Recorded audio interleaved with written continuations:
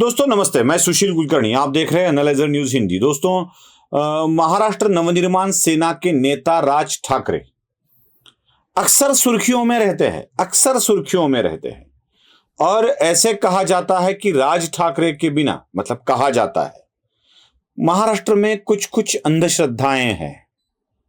मैं बिल्कुल कहूंगा कि महाराष्ट्र में कुछ कुछ अंधश्रद्धाएं हैं। जैसे शरद पवार राष्ट्रीय नेता है, ये एक बड़ी अंधश्रद्धा है। न जाने कब से शरद पवार राष्ट्रीय नेता बन गए, पता नहीं है। उनकी पार्टी तक राष्ट्रीय नहीं है, पूरी महाराष्ट्रीय भी नहीं है, पश्चिम महाराष्ट्रीय है। और कहा जाता है कि शरद पवार राष्ट्रीय नेता है। कहा जाता है कि शरद पवार के बिना राज्य के राजनीति का पत्ता भी नहीं हिलता। यह और एक अंधश्रद्धा शरद पवार के साथ जुड़ी हुई है। और यह बताया जाता है कि पवार कुछ भी कर सकते हैं। पवार कर सकते हैं, लेकिन पवार के दांव का तोड़ भी निकल ही आता है। जैसे देवेंद्र फडणवीस ने निकाल दिया तोड़। 2019 में शरद पवार ने दांव तो फेंका, लेकिन 2022 के अंत तक, जून महीने तक ही ये दांव फेल हो गया। 2.5 साल जादू चला पवार का। पवार का जादू ऐसे ही है, बहुत कम साल चलता है। इसलिए तो पवार एक टर्म में भी महाराष्ट्र के पूरे मुख्यमंत्री नहीं बन पाए। 5 साल तक एक बार भी नहीं बने। वैसे महाराष्ट्र में कई अंधश्रद्धा है, वैसे राज ठाकरे के प्रति भी बहुत सारी अंधश्रद्धाएं हैं। और उनमें से सबसे बड़ी अंधश्रद्धा कि राज ठाकरे चमत्कार दिखा सकते हैं। राज ठाकरे कुछ भी कर सकते हैं। राज ठाकरे ये कर लेंगे, राज ठाकरे वो कर लेंगे। राज ठाकरे अभी म्युनिसिपल कॉर्पोरेशन के चुनाव में अपना चमत्कार दिखा देंगे। अभी राज ठाकरे हिंदुत्व का झंडा लेकर आगे दौड़ रहे हैं, अब कुछ भी कर सकते हैं। ये सारी अंधश्रद्धाएं आजकल बहुत जोरों से चल रही है। कहा जाता है कि भारतीय जनता पार्टी राज ठाकरे के साथ अलायंस करने में बहुत ही लालायित है। ये और एक अंधश्रद्धा है। कहा जाता है कि एकनाथ शिंदे को भी राज ठाकरे की जरूरत है और एकनाथ शिंदे भी राज ठाकरे से हाथ मिलाने के लिए बहुत बेकरार है। और दोनों सारे नेता राज ठाकरे से मिलने जाते हैं, कृष्ण कुंज पर जाते हैं और उनको कुछ भी फंक्शन हो बधाई देकर निकल आते हैं। राज ठाकरे एक बहुत बड़े नेता है। राज ठाकरे स्टार यार कलाकार वाले नेता है। मतलब वो हमेशा अपने ही स्टारडम में रहते हैं, कलाकारों से घिरे रहते हैं और यारों के बीच अपनी शाम गुजारते हैं। इससे बड़ा राज ठाकरे कोई नेता है ऐसे मुझे तो नहीं दिखाई दे रहा है। स्टार यार कलाकार में राज ठाकरे का नसीब इतना अच्छा है कि राज ठाकरे पर प्रेम करने वाला सामान्य कार्यकर्ता राज ठाकरे के लिए अपनी जान तक न्योछावर करने के लिए तैयार हो जाता है। बस एक प्रॉब्लम यह है कि उसी सामान्य कार्यकर्ता को राज ठाकरे की तरफ से कोई बल दिया नहीं जाता, इसलिए वो बेचारा सामान्य का सामान्य रह जाता है और बस वो अपनी जान न्योछावर करने वाली बात बार बार बोलता रहता है। जरा मुझे एक बात समझाइए कि राज ठाकरे के साथ बाड़ा नांदगांवकर छोड़ के ऐसा कौन सा राजनेता है जो हमेशा के लिए है। 13 विधायक चुनकर आए थे राज ठाकरे के, 13 पहले टर्म में। जब मनसे का निर्माण हुआ था, नवनिर्माण हुआ था उनकी पार्टी का, तब पहले ही चुनाव में 13 विधायक चुनकर आए थे। आज 13 में से 13 किधर है? क्या उसमें से मनसे में रहकर कोई चुनकर आया है? बता दे जरा मुझे। कोई तो राज ठाकरे के साथ होगा, कोई तो, जो भले ही चुनाव में पराभूत हुआ हो लेकिन राज ठाकरे के साथ रहा। कोई मनसे को छोड़ बीजेपी में चले गए और फिर से विधायक बन गए, जैसे राम कदम। कोई बीजेपी में चला गया, बड़ा बन गया, जैसे प्रवीण दरेकर। लेकिन राज ठाकरे के साथ वो जुड़े हुए हैं क्या? जरा कोई तो जरा देख कर बताए। कोई नहीं है, कोई। और जो राज ठाकरे के साथ बने हैं, क्या उनके अस्तित्व को बड़ा करने के लिए राज ठाकरे कुछ कर रहे हैं? राज ठाकरे के इर्द गिर्द कुछ पेड नौकर है जिनको महीना कुछ पगार मिलता है और वही थिंक टैंक के रूप में भी राज ठाकरे के लिए काम करते हैं।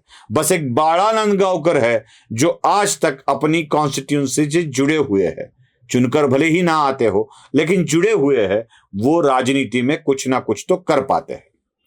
लेकिन फिर भी ये नेता मिलना चाहता है, ये नेता मिलना चाहता है, ये नेता मिलना चाहता है, ये कहकर राज ठाकरे की इमेज को बहुत ही बड़ा किया जा रहा है।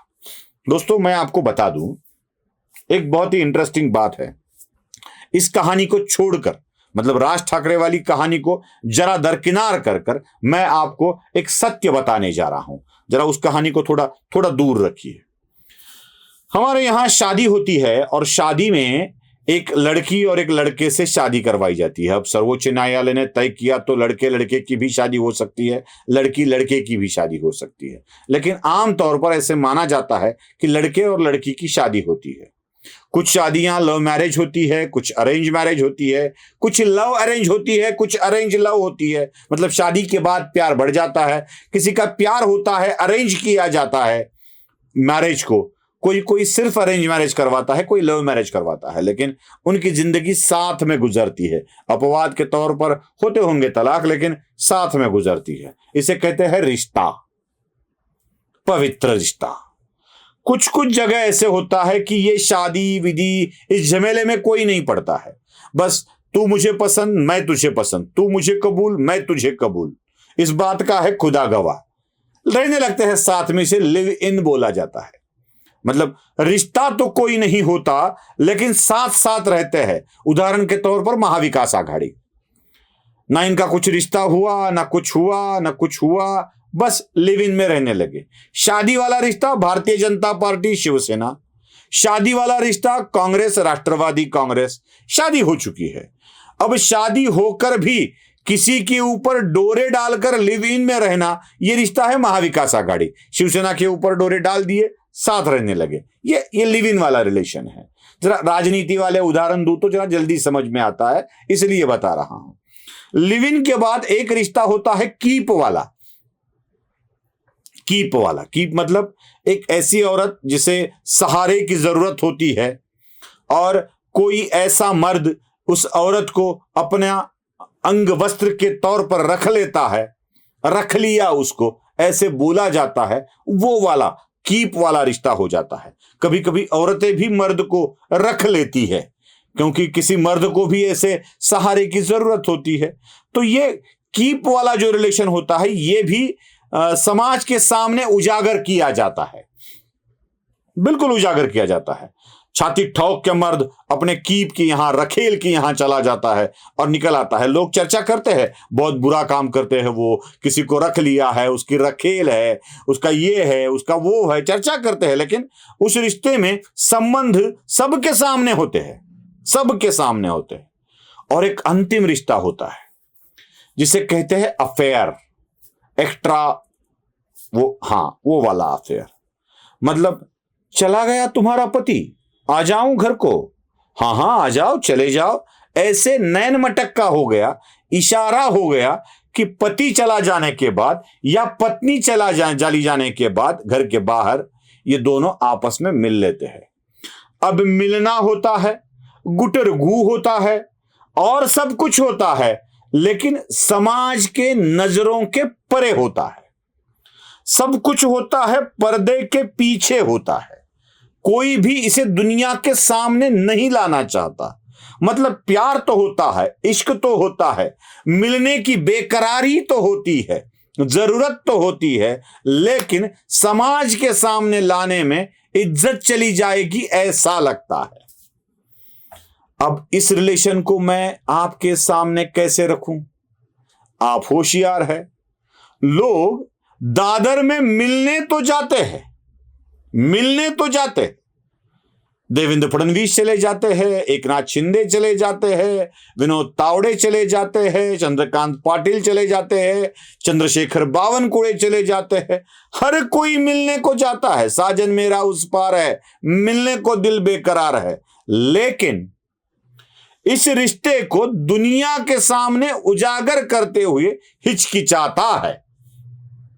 कहा है किसी ने? कहा है हम उनके साथ अलायंस कर रहे हैं, यस हम उनके साथ जा रहे हैं, उनकी तरफ से पेशकश आई है, हमने पेशकश दी है, ऐसा कोई बोलता है? कोई नहीं बोलता है, कोई नहीं बोलता है। यह बिल्कुल उस अफेयर की तरह लग रहा है जिसमें अफेयर तो है, संबंध तो है, लेकिन उसे दुनिया के सामने उजागर करने की हिम्मत किसी में भी नहीं है। शायद यह इसलिए है कि उनके साथ जाने में हर एक राजनीतिक पार्टी को अपनी तरफ से बोलने वाला, बढ़ चढ़कर बोलने वाला एक आदमी तो मिल सकता है, लेकिन उसी बोलने के कारण अगर कुछ राजनीतिक नुकसान होता है तो वो नहीं चाहिए। मतलब प्यार चाहिए, लेकिन प्यार के साथ जिम्मेदारी नहीं चाहिए। ये वाली बात जो उस रिश्ते में होती है, वैसी ही बात यहां पर दिखाई दे रही है। इसलिए राज ठाकरे से मिलने तो सभी जाते हैं, लेकिन हाथ मिलाकर दुनिया के सामने जाते वक्त हर कोई हिचकिचाता है। यही एक बात आपको अगर पसंद आती है तो लाइक कीजिए, शेयर कीजिए, सब्सक्राइब कीजिए। धन्यवाद।